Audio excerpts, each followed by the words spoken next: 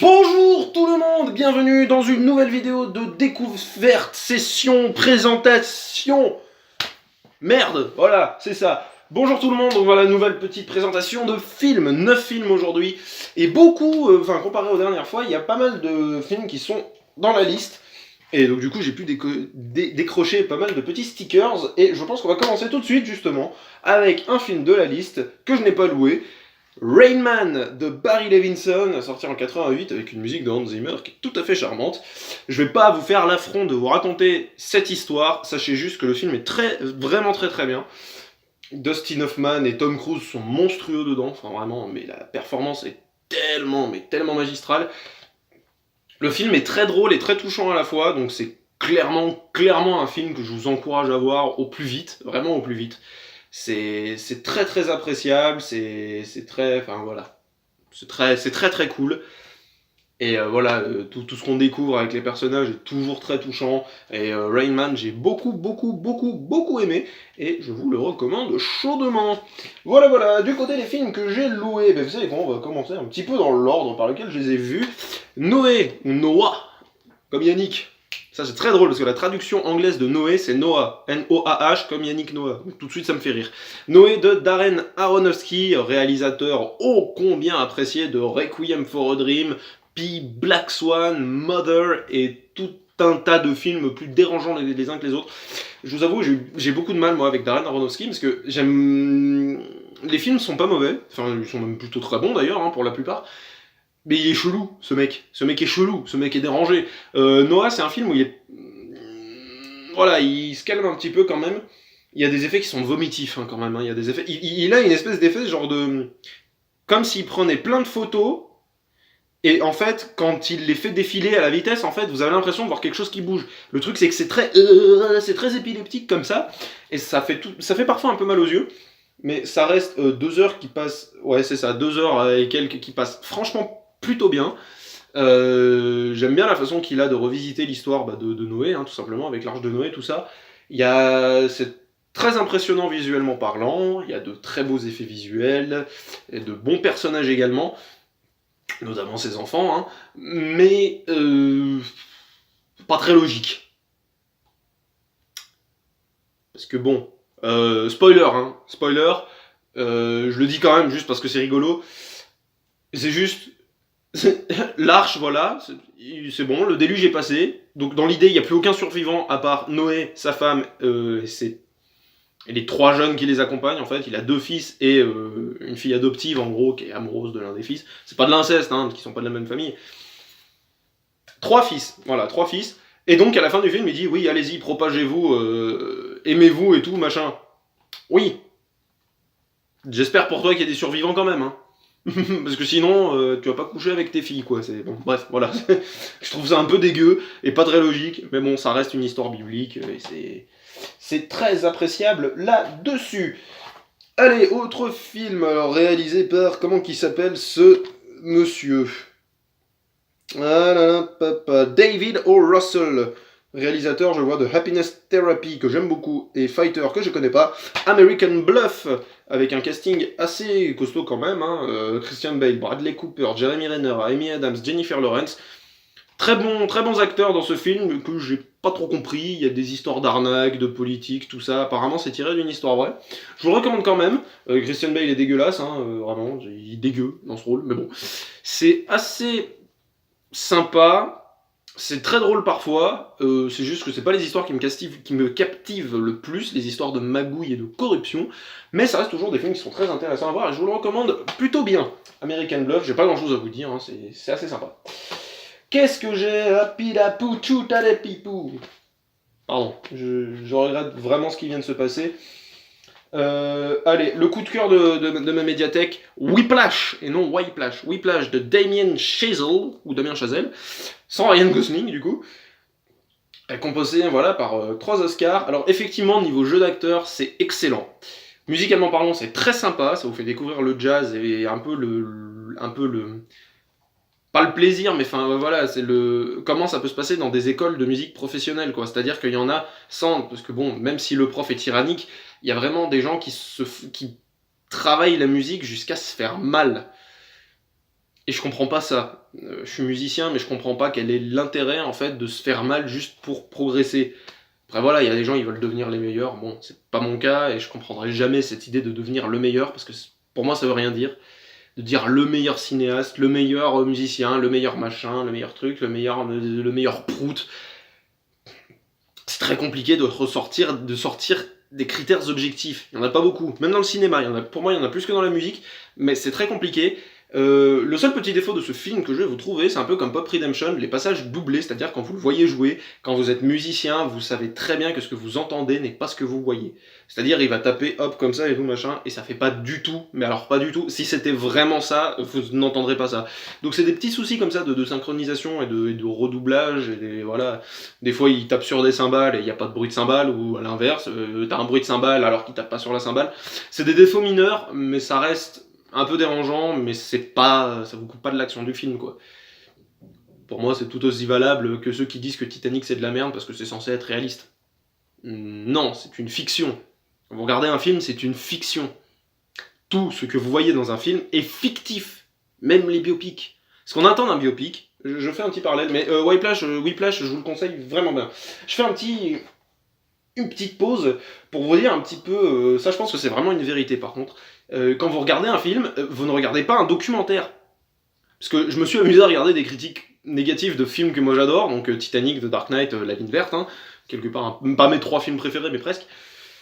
Et les critiques sont très marrantes, quoi, parce que vraiment sur Titanic c'était ouais, mais je pensais que ça allait parler de ce qui s'était vraiment passé sur le Titanic. Bah non. Enfin, pour moi, Cameron n'a jamais vendu son film comme ça.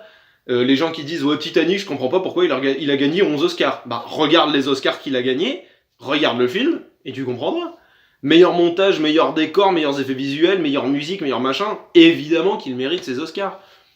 Et les acteurs sont bons, encore une fois. C'est pareil, les gens qui disent que Leonardo DiCaprio, Kate Winslet jouent mal dans Titanic, j'ai envie de leur dire, les gars, si vous regardez en français ou dans une autre langue, vous l'avez pas le jeu d'acteur. Donc fermez-la. Point, voilà. C'était ma petite parenthèse, mais pour dire que voilà, pour moi, moi qui suis musicien, voir des passages qui sont pas toujours très bien doublés dans un film, voilà, quand il y a de la musique, même un moment, le prof là dans Whiplash il joue du piano. Bon, c'est pas très bien doublé, mais c'est pas grave, c'est pas ça qui importe, c'est pas le centre de l'histoire, c'est de voir les réactions des personnages. Sinon, si vous voulez voir des gens jouer, regardez un concert. Et vous regardez pas un film. Si vous voulez voir des gens jouer exactement de la musique, c'est pas ça le but du film. Bon, voilà, c'est une petite parenthèse, mais ça reste quand même un défaut. Attention, ça reste un défaut, mais c'est mineur de chez mineur et ça ne vous sort absolument pas de l'histoire. Je veux dire, c'est pas exagéré non plus. Je vais présenter 2 films encore qui ne m'ont pas trop plu et je vais finir par ceux que j'ai beaucoup aimés, dont ceux que j'ai loués et d'autres. Je vais commencer par un film de la liste, Les 7 samouraïs d'Akira Kurosawa. Seven Samurai, voilà, vieux film, hein, film de 1954, 193 minutes, c'est quasi insupportable. Il est dans la liste, mais en vrai, je vous le dispense. Hein. C'est pas qu'il est nul, mais juste, on n'est plus du tout à la bonne époque pour regarder un film comme ça. C'est-à-dire que c'est encore vieux film, c'est-à-dire qu'il y a encore les personnages qui sont un peu accélérés par la pellicule. C'est du noir et blanc, le son n'est pas toujours top. Des fois, ça doit être des passages qui sont redoublés en post-production, et c'est complètement n'importe quoi. Le problème que j'ai vraiment avec ce film, c'est qu'il est long. Il est horriblement long, il est horriblement lent, et pourtant j'aime bien les films lents, mais juste, là, moi, j'ai pas réussi, c'est pas possible. Mais regardez-le quand même, hein. Regardez-le quand même si vous en avez envie, vraiment, mais si vous avez rien d'autre à faire de vos 3 heures, quoi. Parce que vraiment, les 3 heures, elles passent lentement. C'est très très très long, et je pense que c'est long pour pas grand-chose. Et un peu déçu quand même, mais c'est normal que les gens pètent les plombs en 1954 quand ils voient un film comme ça. C'est complètement normal. Un autre film maintenant plus récent de 2013 je crois, et ça c'est vraiment je pense le film que j'ai le moins aimé, c'est Only God Forgives de Nicolas Winding Refn, réalisateur de Drive, et son dernier film c'était The Neon Demon. Voilà, je vous lis juste le dernier commentaire qu'il y a là derrière le boîtier quoi. Un film stylisé violent et à la beauté dérangeante qui va faire scandale. J'ai un peu l'impression, malheureusement, avec tout le respect que j'ai pour Nicolas Winding Refn et son film Drive, que personnellement je n'avais pas trop aimé au premier visionnage, mais qui m'a quand même laissé des souvenirs, quoi. C'est-à-dire que Drive est très appréciable dans beaucoup de domaines. Mais bon, moi je suis pas fan. Pour moi, Only God Forgives, c'est pareil, c'est difficile de dire que c'est mauvais, parce que c'est pas mauvais du tout. C'est-à-dire que les couleurs sont magnifiques, les décors sont magnifiques. Il y a mais alors de très bonnes choses dedans. Petit problème, mais c'est chiant cette histoire. J'ai vraiment l'impression que Winding film après film, il se dit comment je peux avoir l'air encore plus crade, comment je peux avoir l'air plus dérangeant, plus dégueulasse, mais en gardant un esthétique qui est vraiment, mais une esthétique très très belle en fait. Des décors très très beaux, de très belles lumières, et j'adore voir ça. Attention, j'adore voir ça. C'est des réals que j'aime beaucoup, des réals très léchés, très travaillés. Seulement, regardez bien ce visage. Le film dure 1h26. Vous voyez ce visage pendant 1h26, à peu près, en gros, quoi. C'est-à-dire que les scènes où Ryan Gosling est dedans, il ne fait que ce visage. Les dialogues. Je vous fais les dialogues, là. C'est les dialogues principaux de Only God Forgives. Et ça me dérange beaucoup.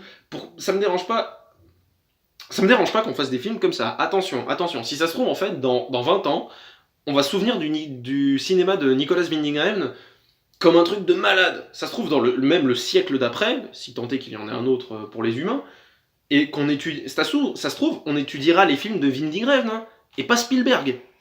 Peut-être, hein, on sait pas. Donc, en attendant, faut rester ouvert, faut le regarder. Le film, par contre, est dérangeant, il y a des trucs, des fois, mais une espèce de tension sexuelle chelou entre un fils et sa mère, une mère qui compare la taille des bites de leur fils, enfin, c'est dérangeant. Ce film est dérangeant, si ça vous plaît, tant mieux. Moi, ça me plaît pas, tout simplement parce que je ne comprends pas ce genre d'histoire, en fait. Je comprends pas... je me rappelle une fois de mon ex-belle-mère, en fait, qui en voyant une scène de The Dark Knight avec le Joker qui met le couteau dans la bouche d'un des mafieux, et juste avec la trame musicale, on comprend qu'en fait, il lui a déchiré la joue avec son couteau, mais on le voit pas. Et en voyant cette scène, mon ex-belle-mère qui me dit, c'est de la violence gratuite. Ça, c'est de la violence gratuite. Ça, c'est une violence qui est pas utile à montrer. Parce qu'en plus, dans The Dark Knight, je parle de ça parce que c'est vraiment le film sur lequel on était tombé. The Dark Knight, en plus, Christopher Nolan a l'intelligence, entre guillemets, je dis pas que Winding Refn est con, hein, mais disons qu'en fait, il a cette subtilité de ne pas te montrer le couteau déchirer la joue. Là, il y a des pics dans les yeux, il y a des... C'est pas agréable, c'est vraiment pas agréable à regarder. Le titre Only God Forgives, je trouve, est pas si bien utilisé que ça dans le film, parce qu'on s'attend à avoir parce que c'est toute une histoire de pardon, de vengeance, de brutalité, de meurtre, mais il n'y a pas vraiment de figure christique, il n'y a pas de figure qui peut représenter Dieu, la divinité, tout ça, il n'y a pas de symbole divin, il n'y en a pas vraiment dans le film. S'il y en a, en tout cas, on les remarque pas du tout au premier visionnage, et c'est pas un film que j'ai envie de revoir, Only God Forgives, pas du tout. C'est, encore une fois, c'est pas mauvais particulièrement, mais c'est brutal, je trouve, pour pas grand chose. Il y a un moment, on voit le personnage de Ryan Gosling choper des mecs dans un club, il en tabasse un, il tabasse le deuxième, et il traîne le premier comme ça sur tout un couloir, et ça coupe, ça passe à autre chose, et on sait pas pourquoi il l'a tabassé. Et c'est ça un peu tout le film en fait. Je mets quand même une mention spéciale au combat de fin, il y a un combat extrêmement bien chorégraphié, très bien, attention, j'ai pas passé un mauvais moment devant quand même, mais en attendant, je trouve ça long pour pas grand chose, alors qu'il fait qu'1h30, hein, il fait qu'1h30, mais je le trouve trop long, trop lent en fait, chiant, pour pas grand chose. Attention, c'est mon avis, je trouve que c'est pas utile. Maintenant, si le film vous plaît, tant mieux, vraiment tant mieux pour vous. Mais en attendant, je suis quand même curieux de regarder The Neon Demon. Je suis curieux de regarder la filmographie de ce mec. Même si, ça me plaît pas forcément. Mais je découvre des choses. Et c'est intéressant. Bon, enfin bon, on va finir un peu par le côté léger, ou pas du tout, voire entre guillemets. Enfin, je vais faire le léger et je vais aller dans le pas léger après. Le fabuleux destin d'Amélie Poulain, je l'ai raté, qui est dans la liste, du coup. Excellent, donc on avait 3 films dans la liste, donc de films de Jean-Pierre Jeunet.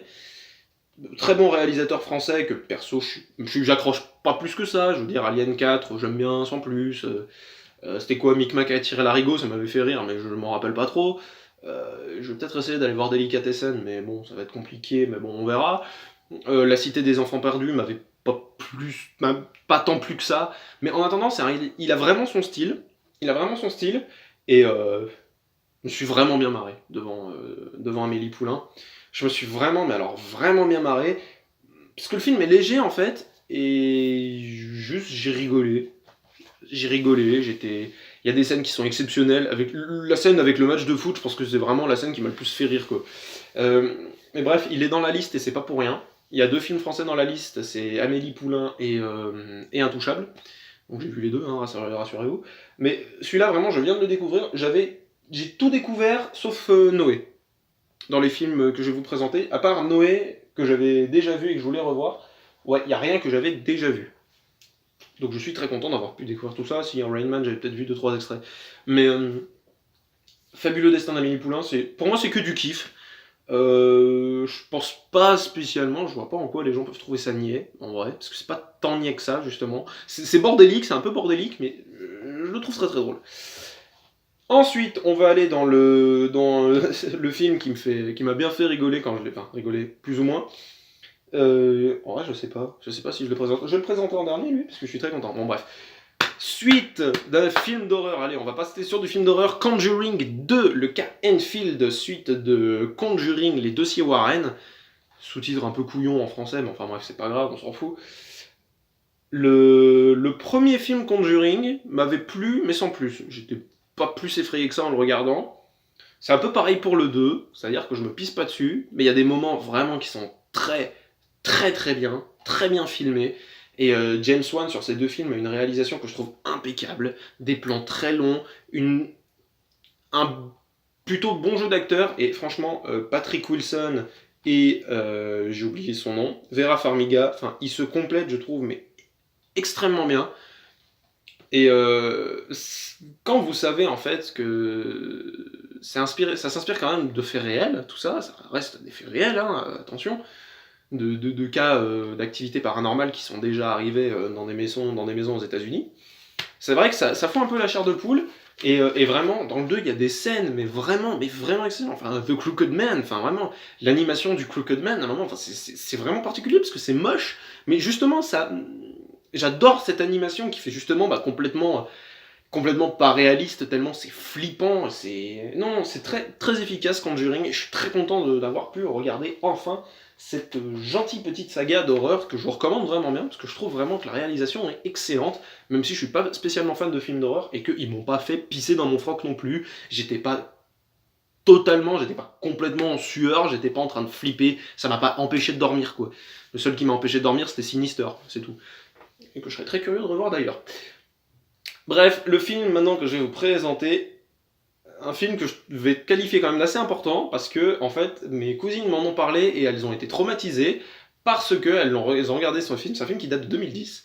Elles l'ont regardé parce que, tout simplement, c'est leur père qui a dit « Bon bah tiens, c'est un film d'animation, bon bah on va le regarder ». Et elles ont été traumatisées par Coraline, voilà, de Henry Selick, et pas de Tim Burton. Parce que Tim Burton, c'est le réalisateur de L'étrange Noël de Monsieur Jack, qui a fait Coraline. Mais Tim Burton n'a pas réalisé L'étrange Noël de Monsieur Jack. Mettez-vous ça dans le crâne. Il ne l'a pas réalisé. Il a créé l'histoire, l'univers et les personnages. Il ne l'a pas réalisé. Il l'a seulement produit.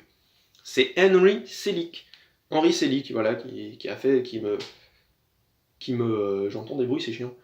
Qui me livre du coup ce fabuleux film d'animation Coraline. Il y avait même une version 3D. Je vois pas l'intérêt, parce que vraiment, je vous l'ouvre. Qu'est-ce que vous voulez que je fasse avec ça? Qu'est-ce que vous voulez que je fasse? Puis il y en a 3, quoi. Donc si vous êtes 4, allez vous faire foutre. La 3D, c'est pas pour vous. Mais j'ai juste adoré. J'ai adoré. Donc évidemment, moi j'ai 20 ans, donc ça me fait pas peur comme quand on a 11 ans, c'est sûr.